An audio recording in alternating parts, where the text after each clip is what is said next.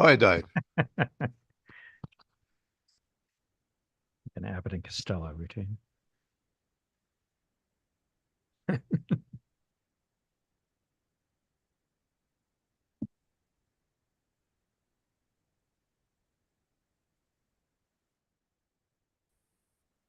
We did something with the dog.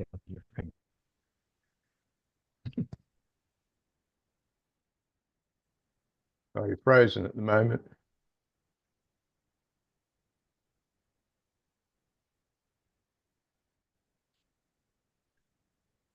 Thanks for catching the typo.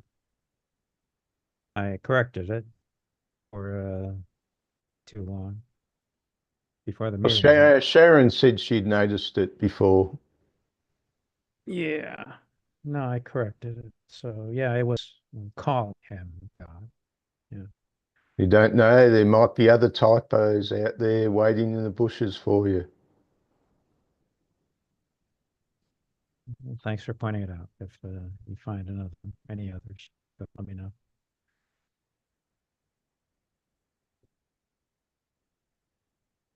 Ah, yeah, well, you're welcome. Yeah, I suppose it's handy if somebody updates you on the Proofread. little errors. I listened to the Beyond Good and Evil uh, Oh, part one, and it says that he only reached beyond good and evil at the end of the hour and 15 minutes. Does he actually move on to the book in part two? no. So not not is all not is all not is all right with Kenneth Smith then. There's a few dials that could do with a bit of a turn here or there.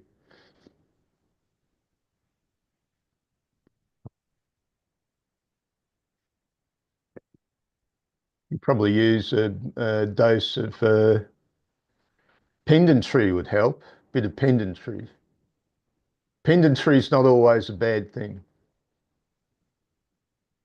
You know, Rick keeps saying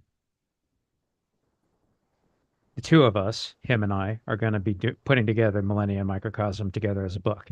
It's never going to happen. It can't happen for a couple of reasons, but one reason is, for one thing, it's not complete. There were chapters that were written that were never published, which neither Rick nor I have. Presumably, those extra chapters are somewhere in Kenneth's files. Good luck. Which is lost. Good luck finding them. So it's never going to happen. There's, yeah, there can't be any future Kenneth Smith books. Uh, I don't think uh, I don't think a few missing files is something that would absolutely stop the work. It just makes it a bit more troublesome. Well, that's one reason, but there are others. But I've heard like there are whole books and essays that he's written over in the past and are somewhere in his files, but somebody would have to go get them. Rightio. Before COVID, I made the offer to actually take a trip down to Austin and see what, but that was before COVID. Then COVID hit, and the whole thing didn't happen. It's getting pretty late. So he'd need a small team with a sense of dedication. I've made that offer, but it's never going to happen. So Rick spent like $2,000 getting him a new computer, and it just sat there for like 2 or 3 years, untouched. Rightio. What was it, a laptop? No, a desktop. But Desktop? whenever anybody asked, why don't you use this brand new $2,000 computer that you have? And he always answered exactly the same way. He said, "Oh, I need somebody to come here and set it up." That would be his answer continuously. You don't need to set up a computer. You turn it on and you use it. That's how you set it up. There's no setup. There's no setup. There's no setup for a computer. You turned it on? Let's That's how see, you what set is it up? his history with computers, though? Oddly enough, his son is a computer technician guy. Uh, I suppose the whole modern business of being online, and it's full of a lot of difficulties now compared to the way things, in the early days when things were a bit simpler. Now there's politics about what you should see and what you shouldn't see is all over the place.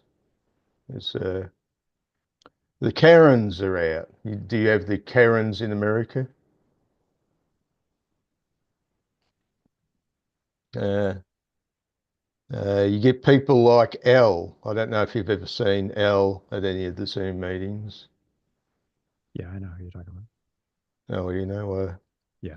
what if you were to tell Al, well, Al, there's probably some valuable qualities hidden in there somewhere, but you're a pathetic whinger. And she'd go ballistic, you see.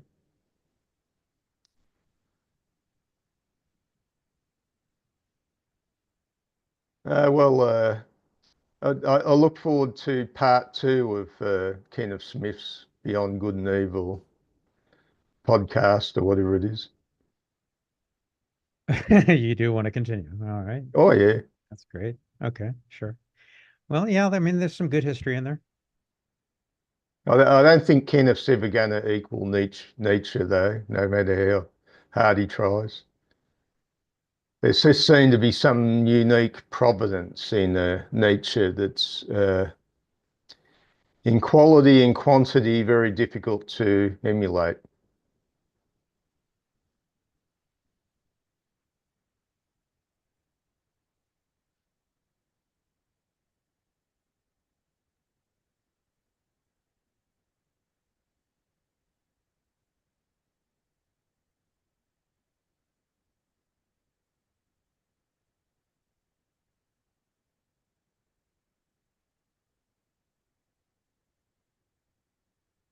All right, then.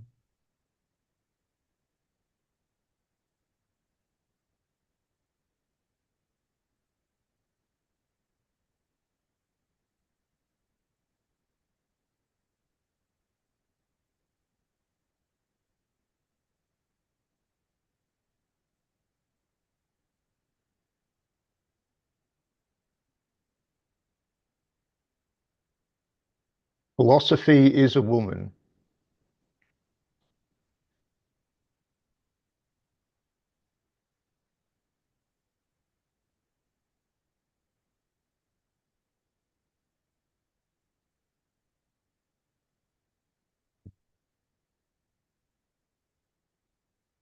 Mhm. Mhm. Mhm.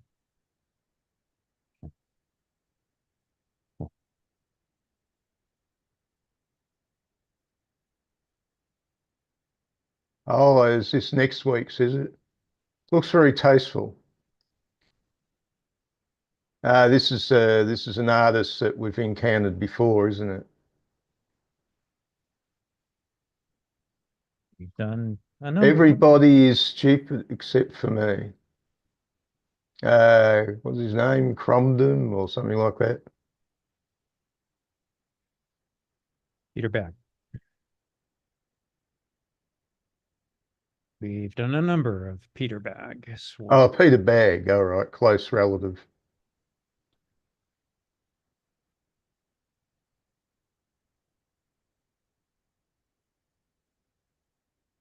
Oh, We've had Peter here about 3 years. oh yes, yes, yes, yes, yes. You have reminded me of that. You've got a YouTube video or something like that of it.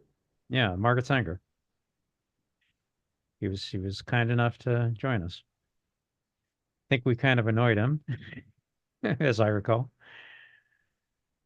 Well, you could sort of tell him, Peter is the sort of art that you pioneered getting a bit dated in society. Has society bypassed the 70s?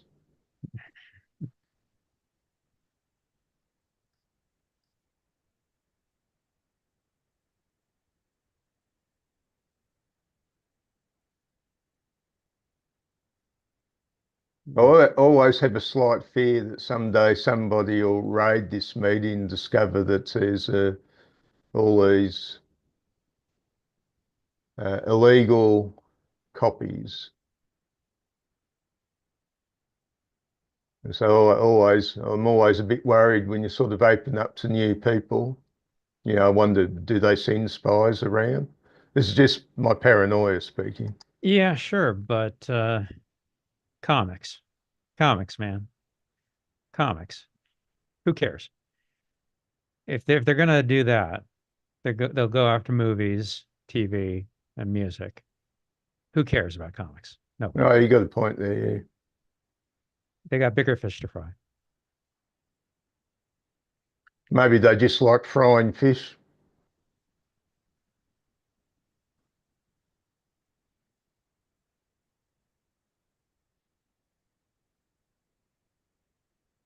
But yeah, I do try to keep it on the down low just a little bit. But Oh,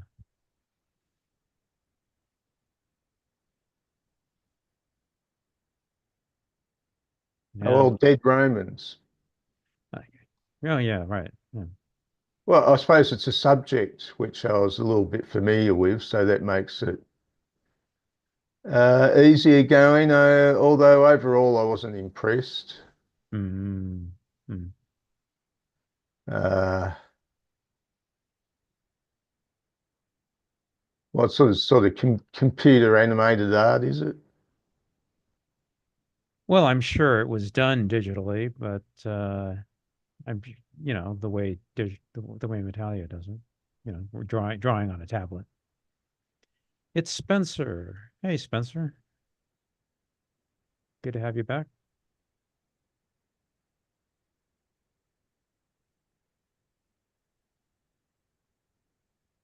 Well, was it easy enough to get through? Get through. It seems very commercial. You know, here's one little uh, section of comic, and we'll show you a preview of the next, and rush out and buy the next little bit. A lot of people have said that if you look at a lot of stuff that gets published by Image, a lot of it is, a tryout for the possibility of getting a movie deal. Getting the what? Getting a movie deal. I see. There was recently a sort of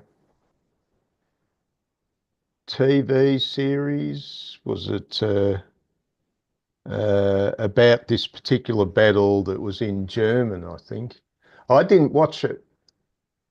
I think it was sort of an online affair. I don't usually catch up with online affairs. Hmm. So that was before this comic, 2 or 3 years before this comic. So probably an inspiration for the subject matter. The Battle of the Teutoburg Forest. Yeah, I didn't know anything about it. I just saw it and thought it might have been interesting, so that's why I scheduled it. Well, the subject matter is historically very famous. You know, if you like history, Sure. uh, if you're a Rick, you're going to probably know this one. In fact, it's a fairly important one. The Romans, of course, conquered Gaul, and they were in the process of trying to conquer Germany as well. And more or less, to some degree, they had conquered it, but not fully pacified it. But one of the German princes who served as a Roman auxiliary went back to his tribe and led a resistance against the Romans, and he created a vast trap. for the Roman troops? Well, the Roman legions would have been unbeatable in normal circumstances, and he was well aware of it. So his trick was to create a set of circumstances where they could be beaten. So he created the circumstance that there was some sort of revolt going on, and he convinced the Roman leader the shortest route was through this forest. And the Roman troops got strung out in a narrow line. So 3 legions and so many auxiliaries. You'd be looking at maybe 15,000 troops, but there would have been thousands of camp followers, women, children, stuff like that as well. Now, the Germans that assaulted the Romans probably at the start might not have even numbered more than a few thousand, but they could attack through the forest at the Romans and, hit and run tactics. Now, the Romans on the second day, so this went over 3 days, on the second day, the Romans made it to a clearing and they fought the Germans in a conventional sense and creamed the Germans in that battle. Later that night, the Germans are licking their wounds, and Arminius, the leader, convinces them to try once more. And the Romans try to continue travelling their way out of the forest, but they come into an even worse trap that's been set up and get annihilated.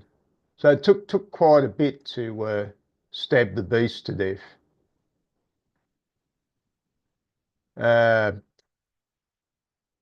Very cunning trap.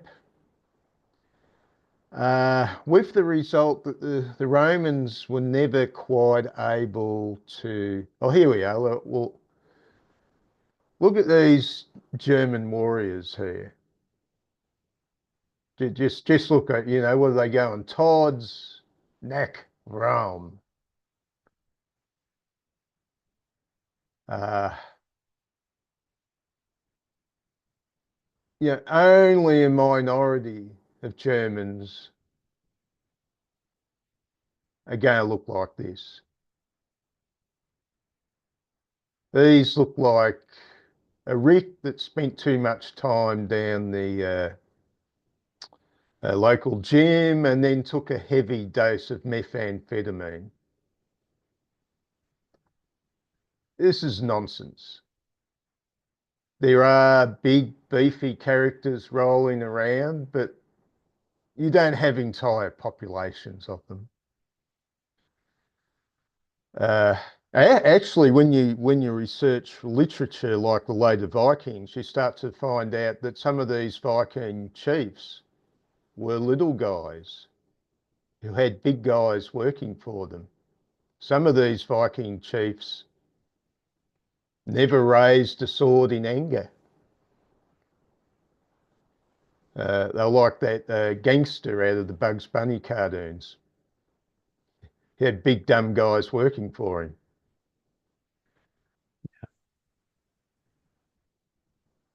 And what it is, in say something like a German population, you probably would have a certain element of the population who are big and beefy, but the rest presumably were fit. It seems the Germans did practice some sort of fitness regime, but they wouldn't have been these big, beefy, and slightly, I don't know, there must be a word for it. They look like characters who just don't consult the classics. But this is not true. Even German barbarians would have a type of intellectual culture. They would have legends and tales and a fluidity of mind.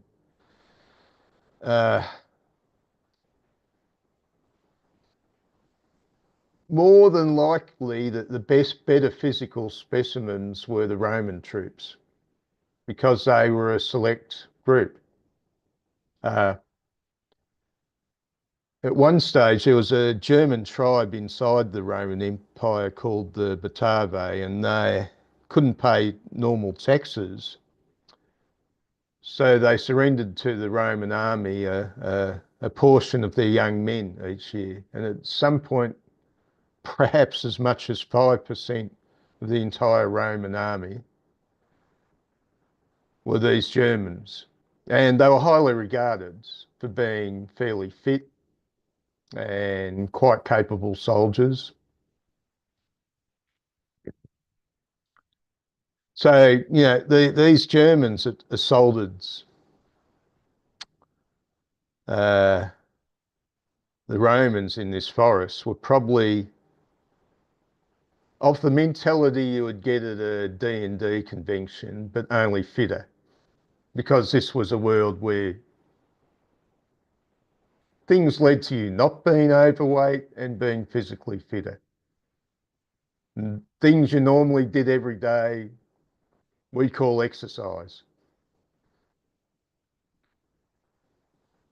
So, this idea of these, there were a few giant Germans who went brr, brr, ugh, ugh, with big bristling beards, but they're probably a minority of the population.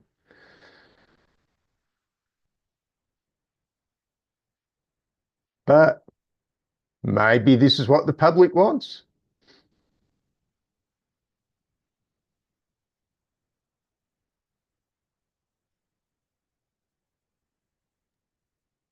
One thing for certain, the Roman troops carried a lot of equipment and they would have been weighed down by this equipment, whereas the German warriors were relatively lightly equipped. And this made things a lot easier for them running around the insides of a muddy forest.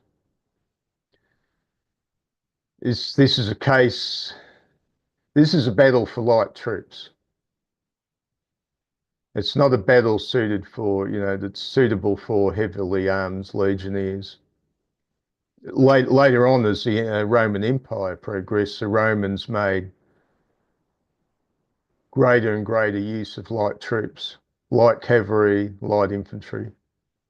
But in these early days, they tended to, for light troops, they'd use tribesmen and allies.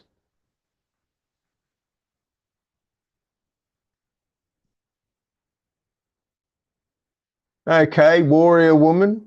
So she's taken as a slave by Varus. Varus used to be a governor of Syria. He was a friend of Augustus, and he was sent to Germany to try and pacify the place. And some say he probably caused more trouble than pacification. Some historians will claim he's a far from bright character. Anyway, our warrior woman was taken as a girl prisoner, and now she's devoted to her master. And she's ready to hold her own with Roman troops. Generally, this isn't true. You did have powerful women, but the thing that made them powerful is that they had powerful male family or friends who would come and beat up on you if you crossed the woman.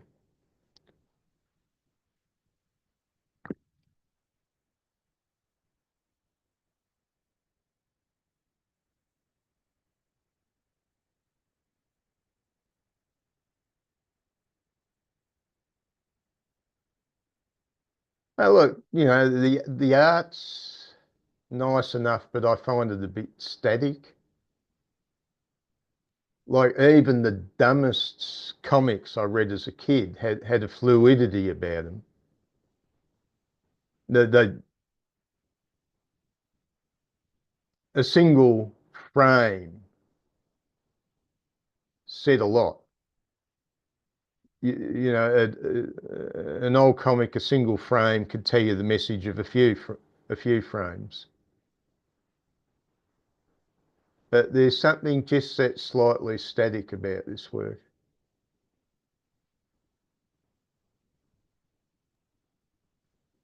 Yeah.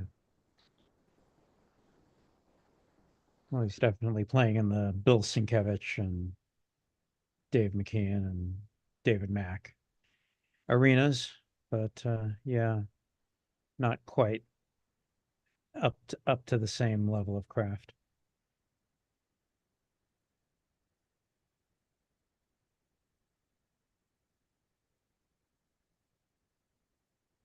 It's certainly something I could get through and Sure.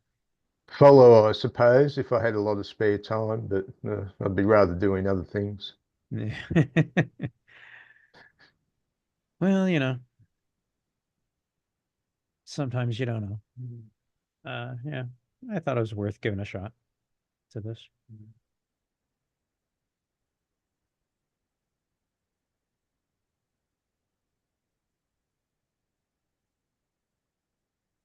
I noticed you've got The Northman for your movie night.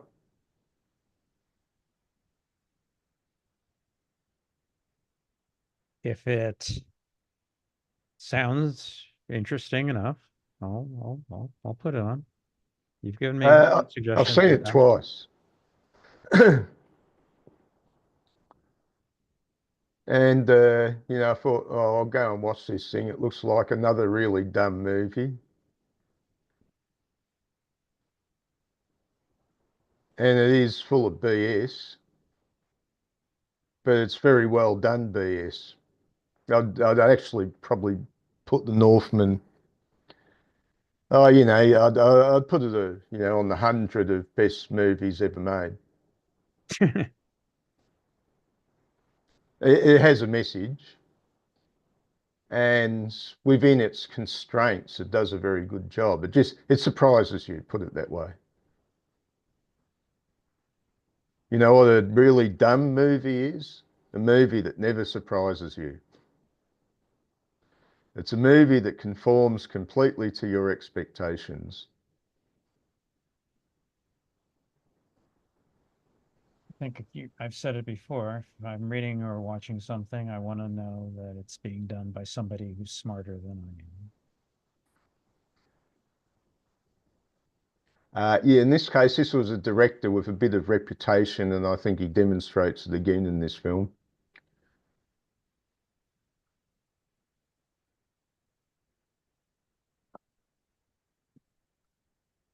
It, yeah, just, yeah, it surprises you at a few points. It creates a prejudice in you that this is how it's going to turn out. And then it blows up the prejudice, you see. It doesn't, it doesn't turn out. The movie's telling you that you're not really thinking. When you start being sucked in, you're not thinking.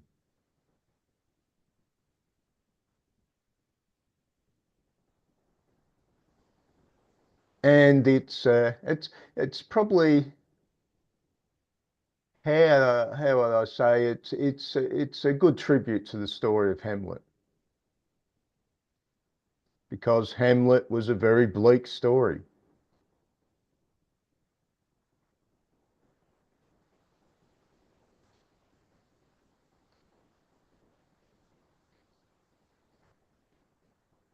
But I'd say for the Germanic culture that Hamlet is as archetypal as Oedipus is for the Greek culture.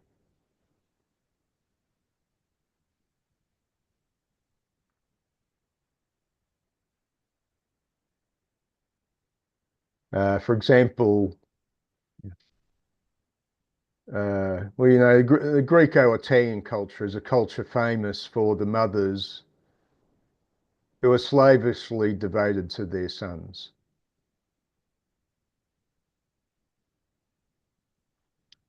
But you don't tend to get this in Germanic culture. It's a very cold culture.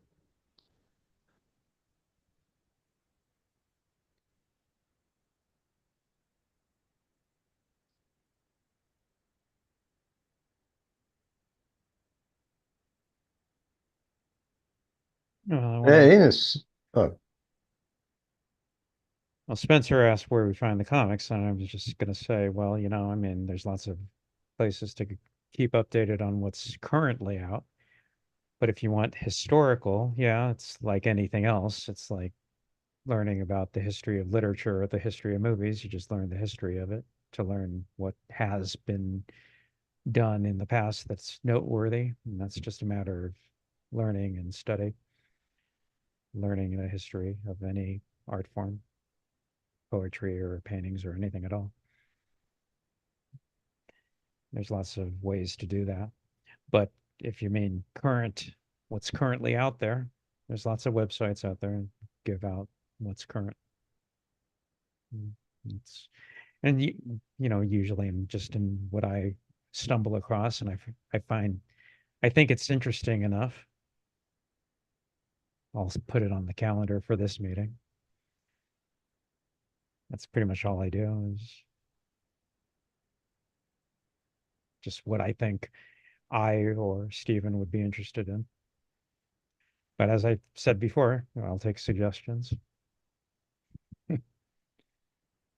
Oh, you could show Spencer what's on next week. Well, Well, of course, well, he I can see it schedule. from. Yeah, I schedule far in advance, several months in advance. I've almost got the entirety of 2025 mapped out. Close. Close to the entirety of 2025 is mapped out already.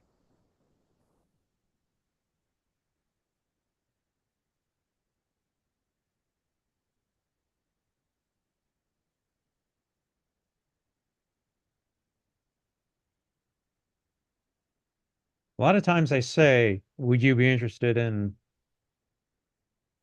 doing some of this? And then you always say, usually, you don't always, but usually you say yes. So we got a lot of backlog of those yeses to get through. But we will.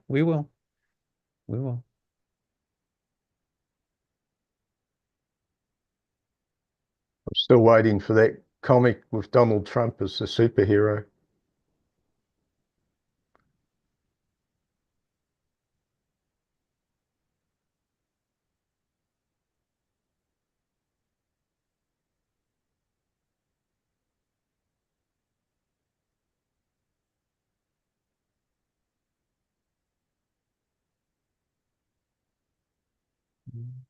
Well, anyway, so yeah, in relation to that whole thing, so more or less, the Roman conquest of Germany failed. And who knows, was this to have consequences later on? Ah, here it is, Barbarians. So this is a German series detailing Roman imperial campaign through Germany. Netflix in October 2020. That actually does sound vaguely like something I might have heard about somewhere along the line.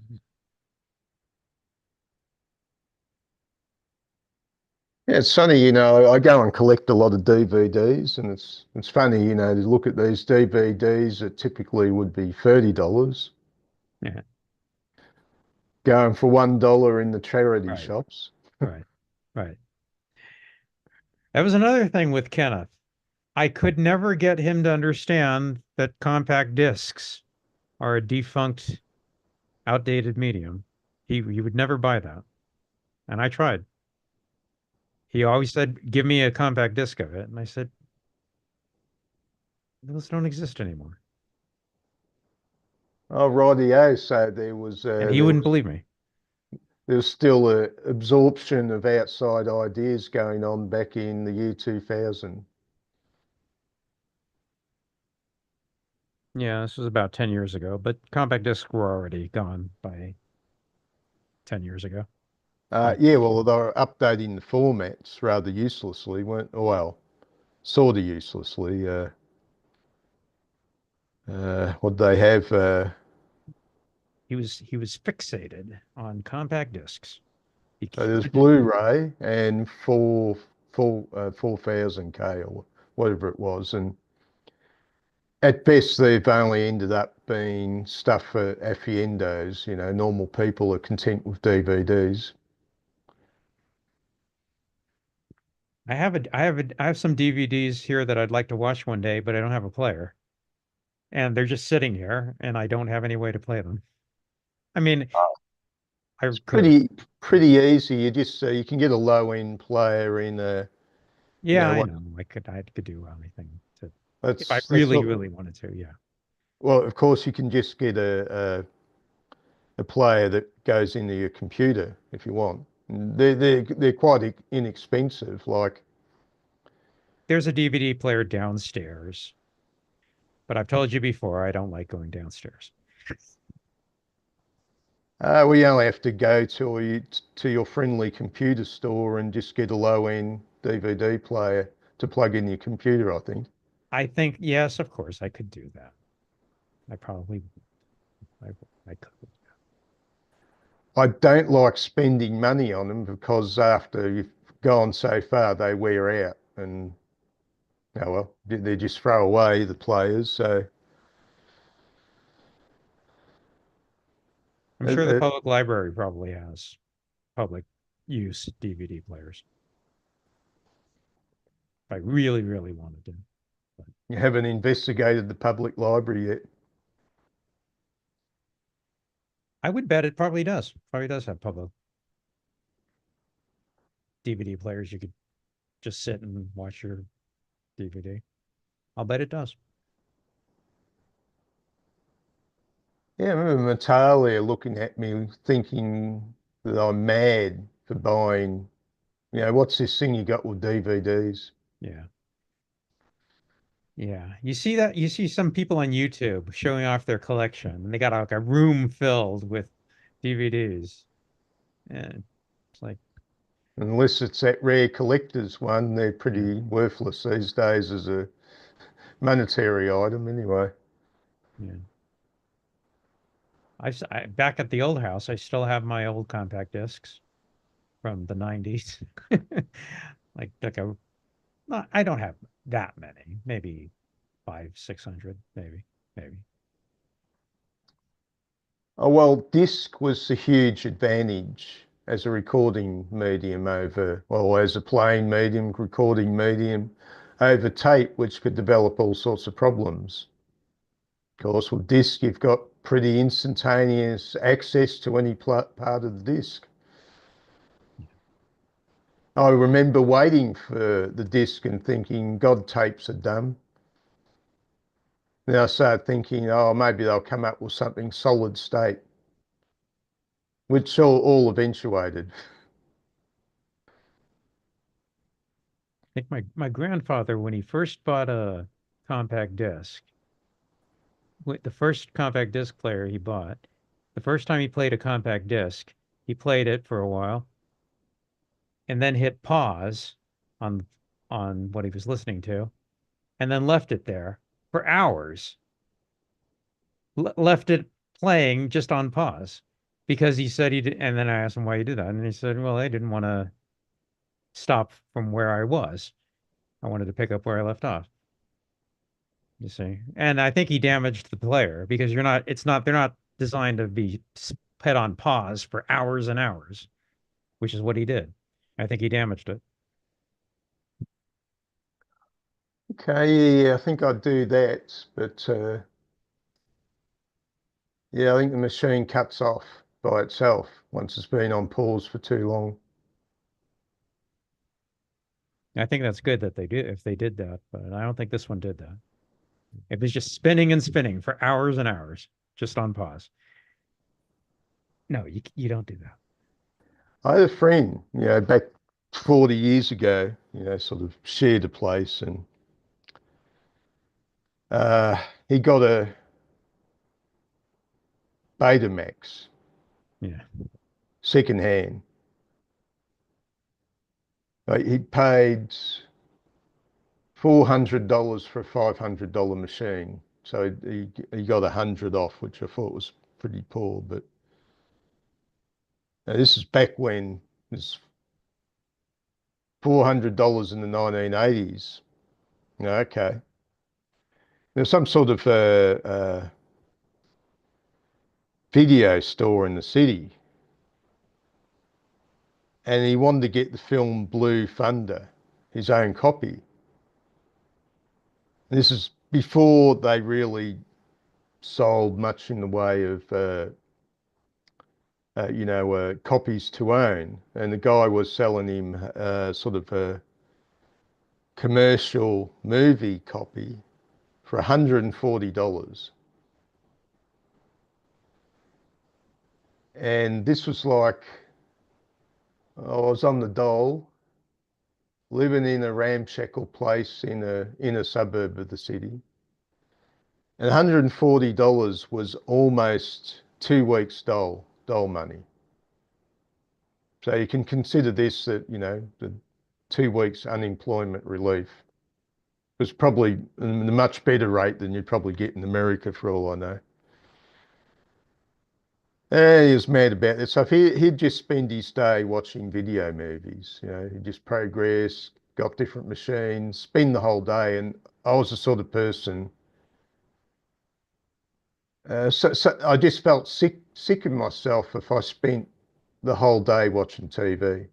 TV is something I was happy to watch at night when my brain was going on pause.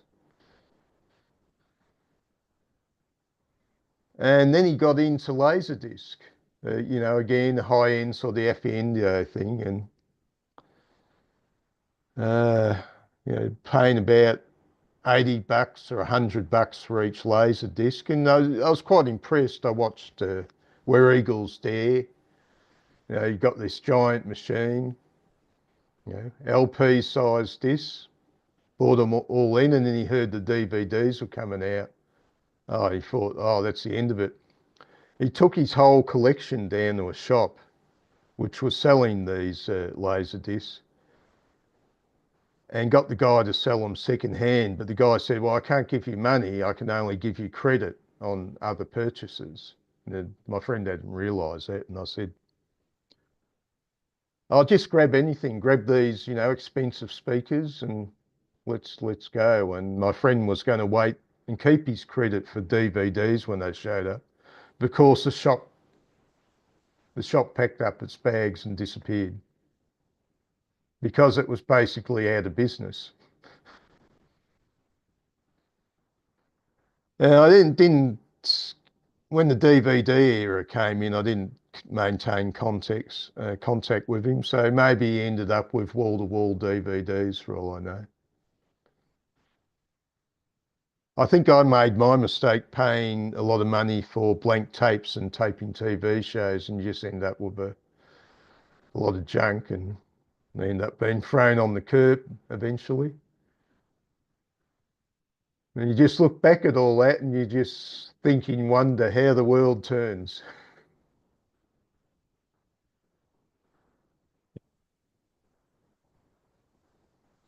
Oh, well, the next one, I didn't mind it too much. I think there's a certain, At the Mountains of Madness. Now, this is one of Lovecraft's more highly regarded stories. Right. And I get the feeling, well, the comic, yeah, again, it's just that little bit flat compared to, stuff that was around years ago.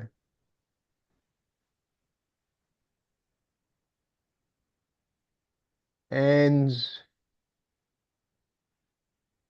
there's a naivety there, I think. This is the trouble with Lovecraft, there's some good ideas floating around there. But the world of pre-World War II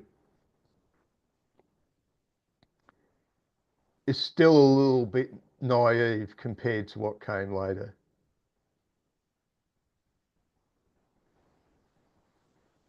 And so there's good ideas mixed up with stuff which just seems a little bit lame. I don't know how to describe it. But what's curious is you look at this story and the other story, Who Goes There? The guy who wrote it must have looked at this story and copied a lot of elements.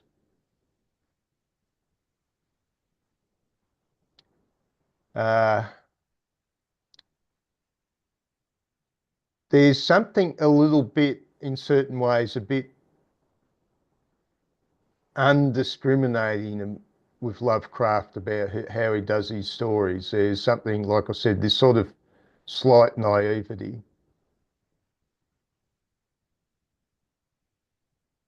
We're talking, I suppose, about a very withdrawn sort of personality who, due to his withdrawn nature, would have sort of enhanced sensitivities. And basically, Lovecraft is living in this dark world at some level.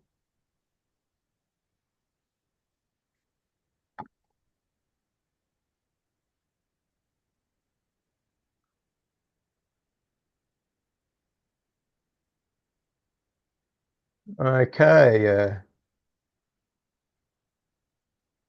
okay, it's starting off with he's looking at another expedition.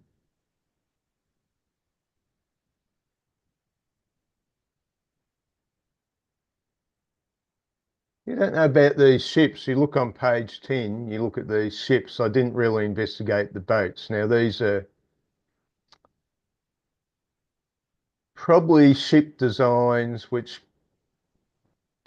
might have been still there pre-World War One, but don't look like something that would have been around post-war. Mm. Because there weren't many boats that were still using auxiliary sails. Oh, I don't know. Maybe the steam power was the auxiliary. These are like ships that were used in the early Arctic expeditions and Antarctic expeditions uh, just before World War One.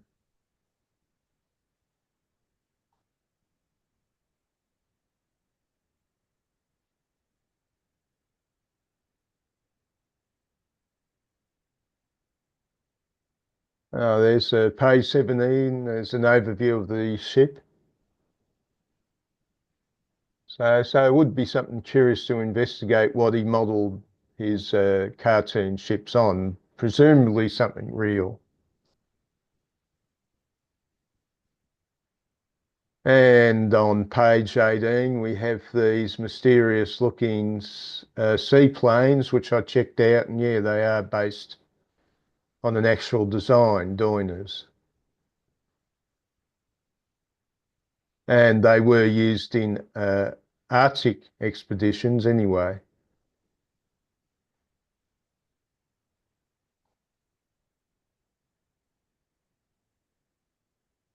Okay, fairly large Arctic expedition, find mysterious things,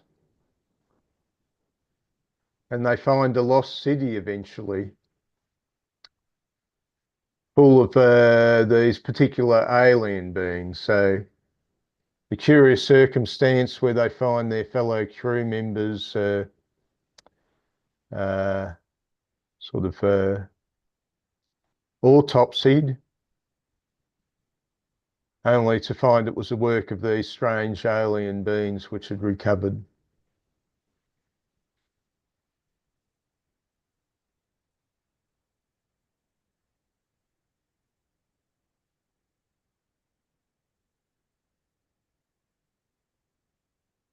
Mm.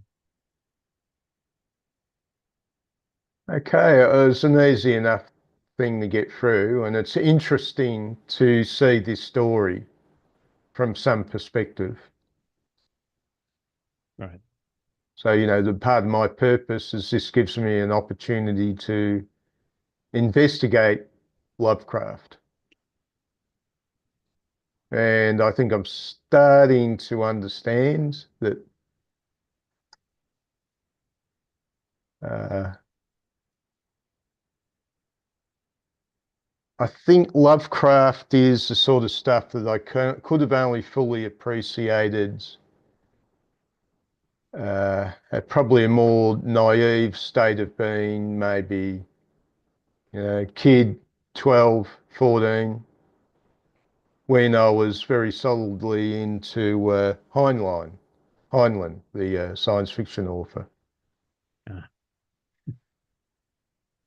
who wrote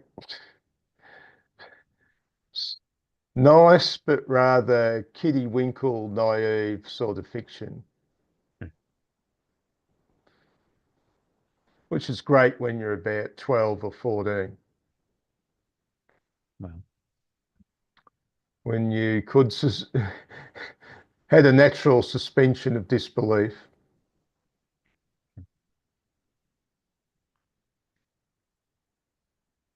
Oddly enough, I'd never read Starship Troopers. That was one of the Heinlein books I didn't read, but I did read Revolt in 2100, which is when America is overtaken by a Christian prophetic cult.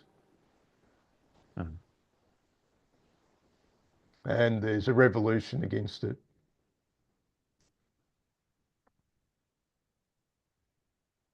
Uh, yeah, well, some of my fellow philosopher pundits are now screaming, well, what is it, 2025? And at first I thought they were quite mad, but I've consulted the Oracle Spengler. As David Miller says, Spengler seems to have replaced Nostradamus for you.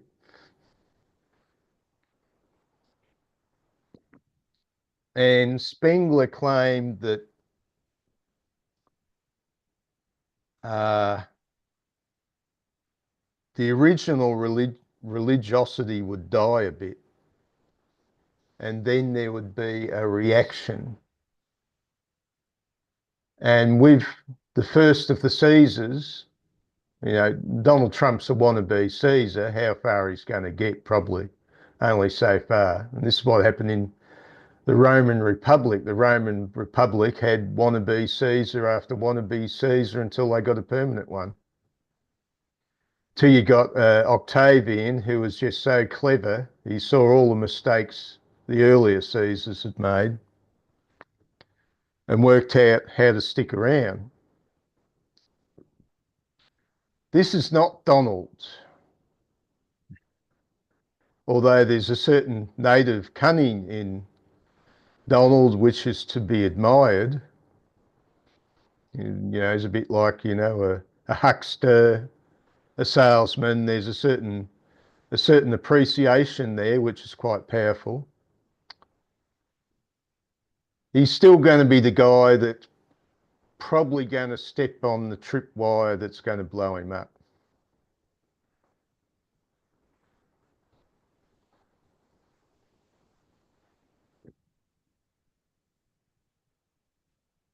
The weird bit is his policies are probably actually correct, although most people doubt them, that we are now in a world where, say, America is going to have to protect itself against China because China doesn't fight fair.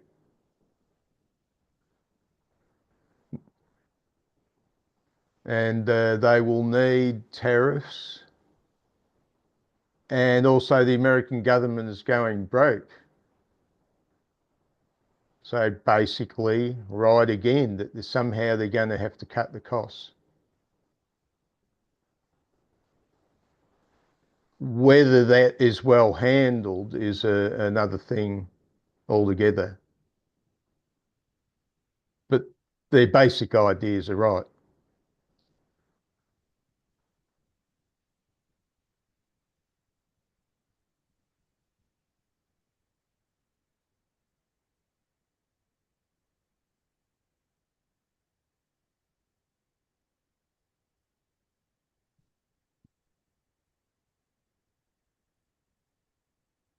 It was Spengler's book, or was it The Decline of the West? Not the fall of the West, but the decline of the West.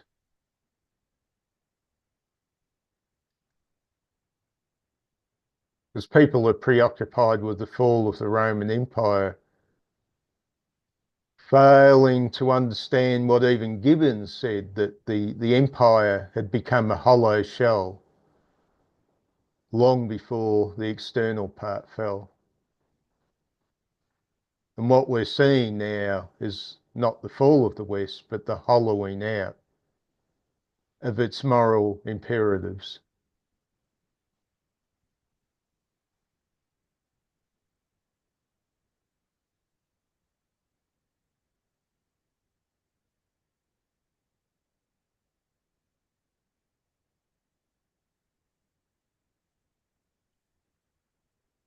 Well, it's depressing when your team is on a 2,000-year losing streak. Which team is that?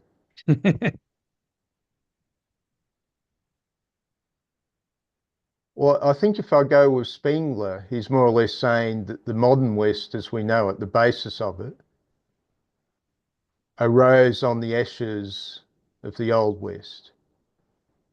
And it really began with the Frankish Empire, because the old wineskin, the Roman Empire, ultimately couldn't adapt to the new wine, but the Frankish Empire was a new wineskin.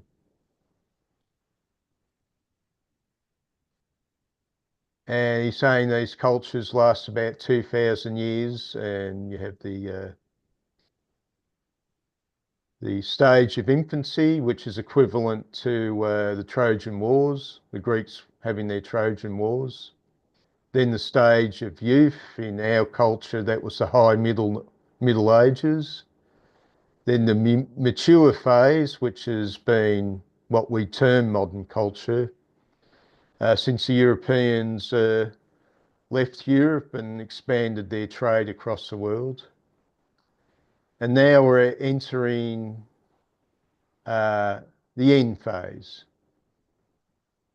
which is the winter of Western culture.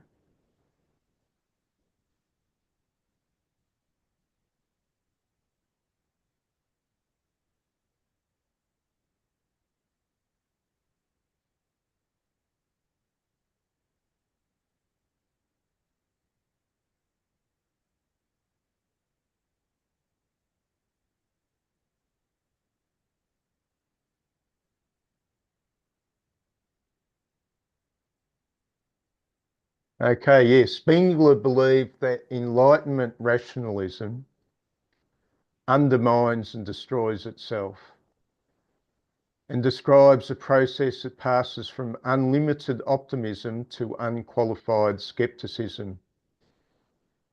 He said that Cartesian self-centered rationalism leads to schools of thought that do not cognise outside their own constructed worlds, ignoring actual everyday life experience, and applies criticism to its own artificial world until it exhausts itself into meaninglessness.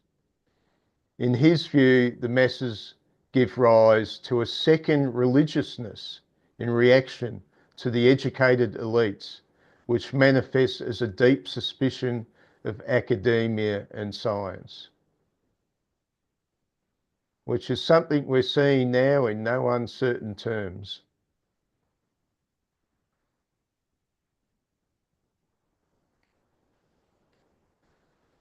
Well, Spengler was a student of Nietzsche. And the educated elites are trying to figure out what's wrong with the world. Can't they see our shining enlightenment?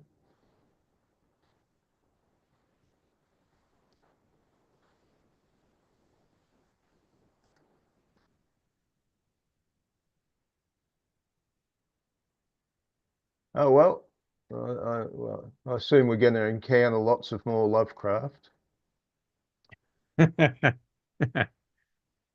I told you we're going to be at this for a couple of years.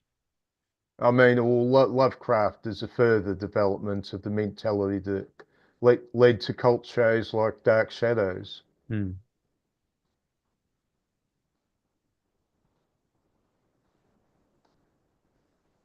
There was, And its roots are in the penny dreadful of the 19th century. But this was a sort of sophistication of that.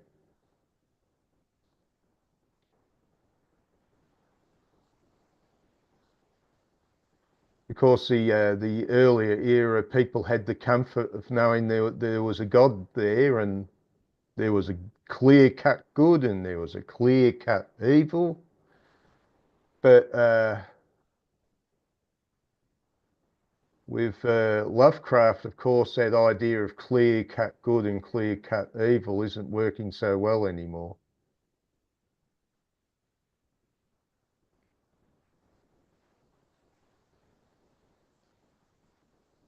Certainly there are things which are beastly and horrible, but, well,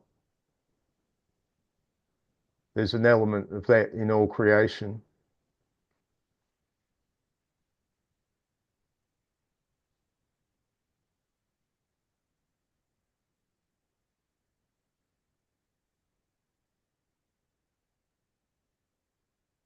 That's a bit of a question.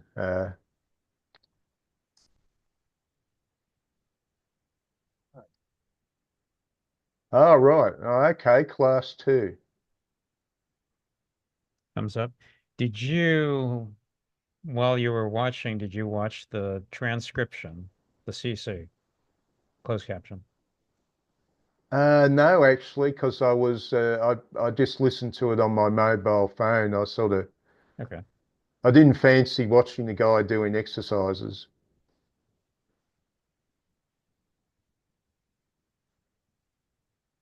It's either put something up or it's a blank picture, just with, and that's, I just figured it's better to have something than nothing. In all honesty, I think it's a bit distracting. Yeah, well then, yeah, turn it off. I don't mind subtitles, of course. That's just enhancing what you're listening to. But a guy jumping up and down doing exercises,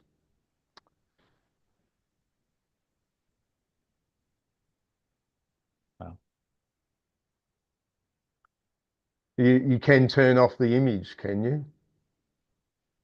well, you just don't have to look at it. That's all. But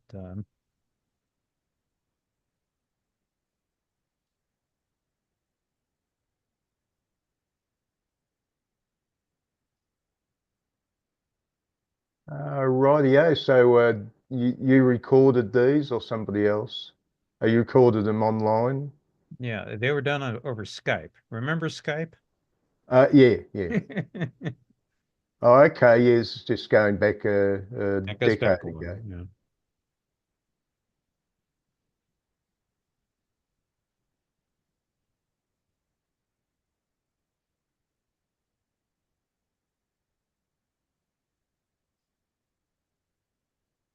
Oh well, looks like I'll have to depart now and head off to see watch Les the Rationalist fight back the evil irrational forces which are overcoming the world. Yeah. Keep up the crusade. This is where I've gone thoroughly Nietzsche and bit tired of all these characters who see good on one side and evil on the other, and therefore that they must paint the world good. And they must annihilate the evil, which is just so medieval. You know, Well, as Nietzsche said, Zarathustra has got a lot to answer for.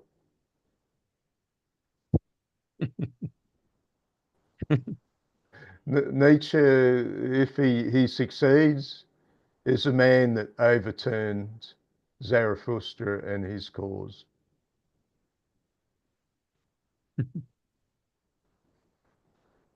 glad I got a recording of that one.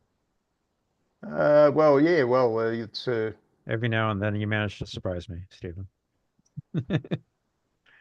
well, the rationalists still believe in the will to truth, and just oddly enough, the truth is going to be the stuff of their dreams. Well, Lovecraft might have had something to say about that after he was a student of Nietzsche as well. What if the truth isn't the stuff of your dreams? Maybe you're better off with the untruths. And so, of course, Nietzsche went from propositional science and the will to truth, did 180 degree and went will to power. Now, I don't regard will to power as the absolute. You know, your Appiendios would, but I do see it as a real process. I've sort of gradually come to my notice that Nietzsche's point is our egos aren't the be all and end all we think they are. And this is the trouble with the rationalists. They're straight out of Christianity. What's in Christianity? Your ego is the be all and end all of anything, which you have to contain while you're on earth, but don't worry, you'll fly up to heaven one day and this eternal self will be energized forever. Whereas nature is implying that a lot of who we think we are is simply a part of a natural process, which is a totally shocking idea to the rationalists. You know, Nietzsche would ask, well, why do you rationalists think anything else? Where did you get this strange idea about your precious little egos?